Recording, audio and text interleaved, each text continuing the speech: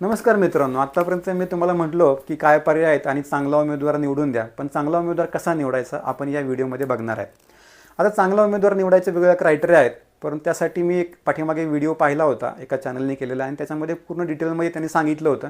एक डॉक्युमेंट तयार केलं होतं, त्याच्यामध्ये त्यांनी माहिती भरत जा आणि माहिती भरल्यानंतर तुम्हाला एक फायनल शीटमध्ये तुम्हाला कळेल की तुम्ही कुठल्या पक्षाने चांगलं काम केलं असं तुम्हाला वाटतं किंवा कुठल्या उमेदवाराने तुमच्या भागामध्ये काम केलेलं आहे आणि त्यातनं तुम्हाला तो निर्णय घ्यायला मदत होईल. तर थोडी कॉम्प्लिकेटेड प्रोसेस सगळ्यांना जमेल असं नाही आहे, पण या व्हिडिओच्या डिस्क्रिप्शनमध्ये मी सगळे तुम्हाला URL टाकतोय, लिंक टाकतोय. त्याच्यामध्ये इलेक्शन कमिशन ऑफ इंडियाच्या ज्या साईटवरती आहे तिथं ॲफिडेविट तुम्हाला पाहतात. या ॲफिडेविट नक्की तुम्ही तुमच्या मतदारसंघामध्ये सगळे बघत बसू नका, पण तुमच्या मतदारसंघामध्ये कुठले जेवढे उमेदवार त्यांचे बघा.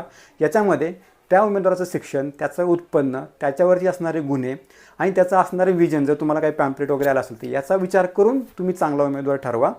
जर एखाद्यावरती जर गुन्हे असतील, इथं थोडी आपली गोची होते, राजकीय गुन्हे आणि इतर गुन्हे याच्यामध्ये थोडासा फरक करायला शिकलं पाहिजे. जर तुमच्या हक्कासाठी तो काही लढला असेल, त्याच्यावर राजकीय गुन्हा असेल तर तो गुन्हा कन्सिडर करू नका. पण त्याच्यावरती वैयक्तिक गुन्हे असतील, मारामारीचे, चोरी, दरोडेखोर, बलात्कार, तर या अशा उमेदवारांना, गुंडांना आपल्याला निवडून द्यायचं नाही आहे. याचा विचार करून त्या पद्धतीने याचा वापर करून, ॲफिडेविटचा वापर करून चांगल्या उमेदवारांना निवडून द्या. धन्यवाद.